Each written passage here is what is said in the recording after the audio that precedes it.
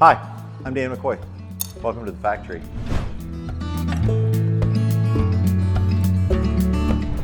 So today what I thought I would do is give you a little bit of inside baseball and actually the secret to our business plan. It's pretty simple, but I'm going to walk you through the decisions that we went through in actually deciding that we would create this chocolate factory here in Fredericksburg. And so a couple things that you have to think about, and probably the very first thing is you have to decide what you actually want to do. And for us, it was real simple. Our business plan is really simple. It's both our mission and our mission and vision statement.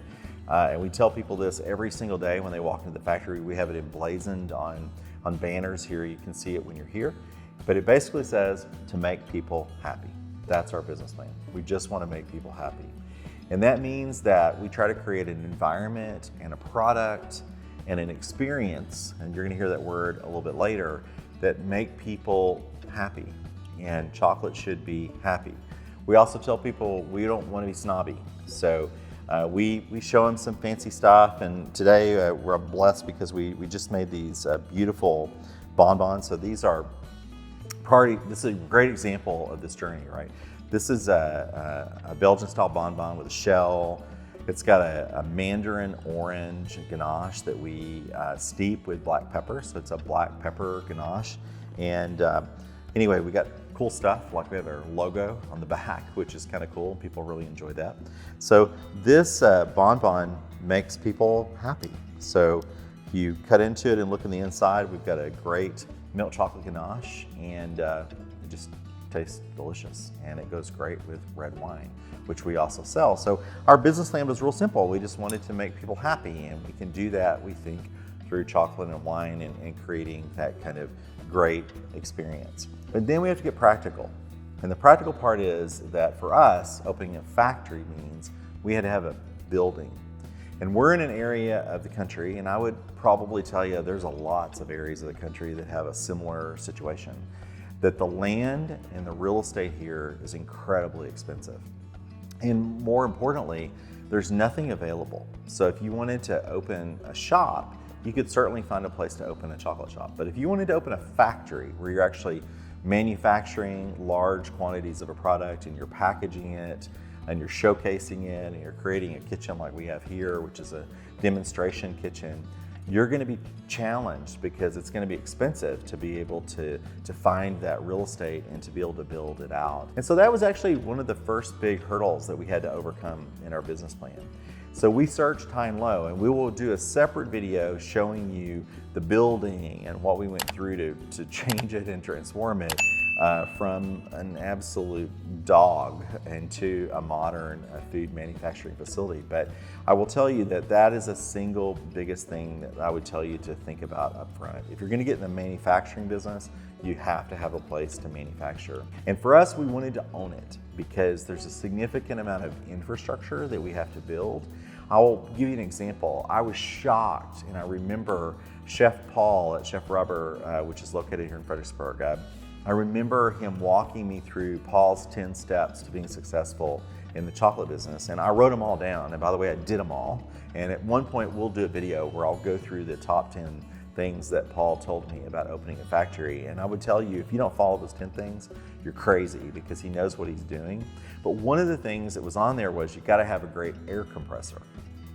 We're making chocolate. It never even dawned on me that we needed to have an air compressor, but we needed food grade air because we use air to spray cocoa butter. We use it to spray chocolate. We use it to drive our machines in the factory. It never dawned on me that we needed to have a food grade air compressor. But putting in lines for gases and hot and cold water that goes to cooling tables and all that significant infrastructure. So if you don't own your building up front and you do those as leasehold improvements, you're putting a lot of investment into a structure that you don't own. Second thing is, we elected to purchase a building and renovate in not the most popular tourist part of town, and we're in a pretty touristy community, but it was the cheapest piece of property in our county at the time.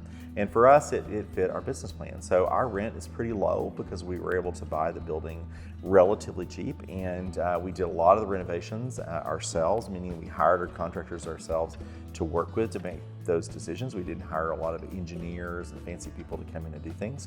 We used a lot of online resources, things like electrical engineers and things like that were online to be able to save money and to be able to tell us the information that we needed to know.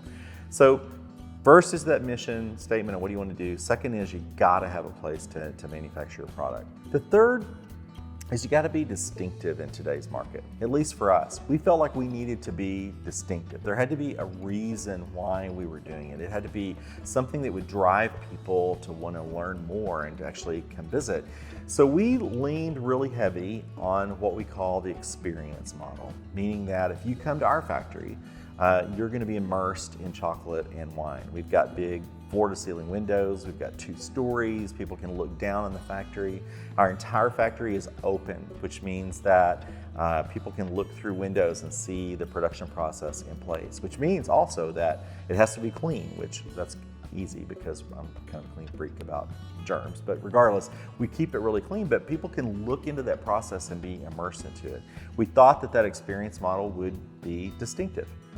Number 2, we do chocolate and wine. So we created a winery. So we had to go through the permitting process and the licensing and the applications.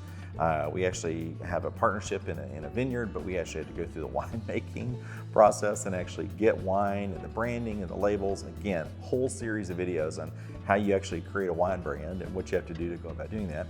And then at the same time, we wanted to offer chocolate. So it was chocolate and wine. We're in the middle of the second busiest wine region in the United States. So it made sense for us to be able to marry those 2 things together. Plus, as you'll learn in a later video, there's a lot of synergies between wine and chocolate. There's a reason why they go together. So for us, we felt like that wine and chocolate was something that was distinctive.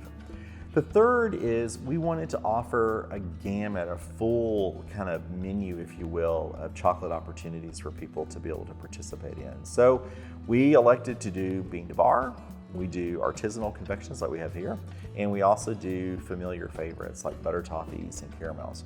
Very unusual in a chocolate business model. To be honest, most people either go the high-end, more snobby chocolate route, they do bean to bar or chocolate making, or they do the kind of more hometown, crafty, familiar chocolates like butter toffee and caramels. Nothing wrong with any of those business models, but for us, we felt like we wanted people to experience chocolate, and to be able to do that, they needed to see the full spectrum. They needed to see how chocolate was made. They needed to see all the amazing things you can do with it, like artisan bonbons. And at the same time, they needed to enjoy things that they were familiar, that maybe it brought back memories of when they were growing up.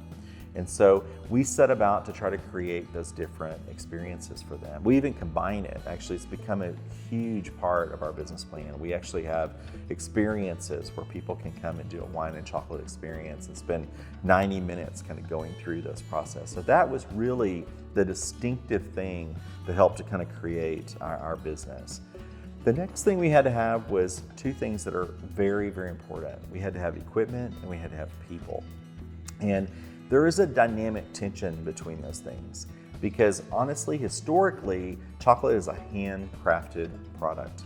And people typically make these by using their hands. It's a handcrafted product, it's artisanal in nature. But it's very, very difficult in today's economy, and particularly in our geography, to hire a huge workforce. And if you want to hire a trained chocolate workforce, it's just not going to happen. You're not going to be able to go out and put an ad on Facebook and say, hey, apply here if you have any chocolate experience. No one's going to be able to apply because there's just no one out there that has that experience. So we needed to do a blend of both. We had to find amazing people that would be willing to learn and go along this journey with us. And then secondly, we needed to find equipment that would be able to accelerate their growth in learning and also would be able to do things faster with fewer people just because we can't find those people to actually work. And so that kind of combination is expensive.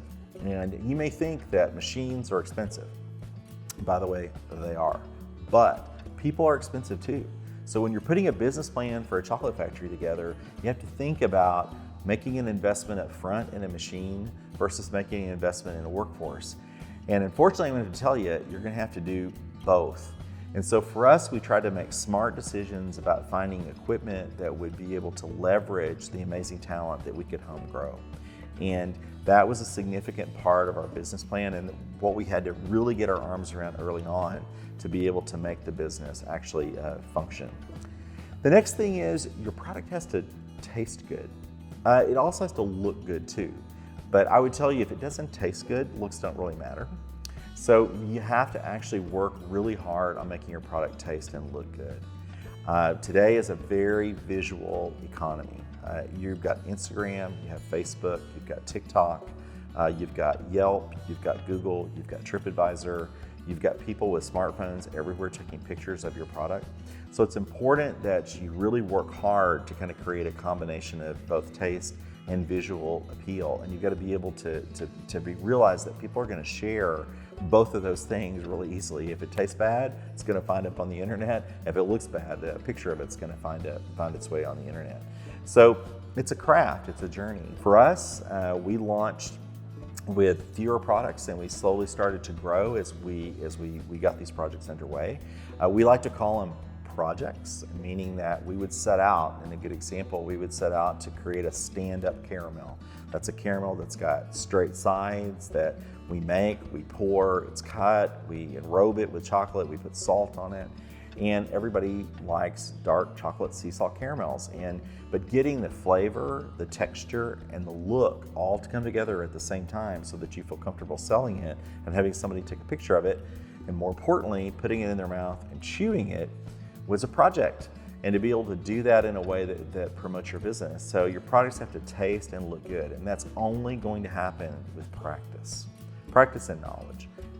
Learn and ask for help and advice and get on online forums and reach out to me or whoever if you're trying to go down this journey. But I will tell you, your product has to do those things. And if it doesn't, your business plan will fail.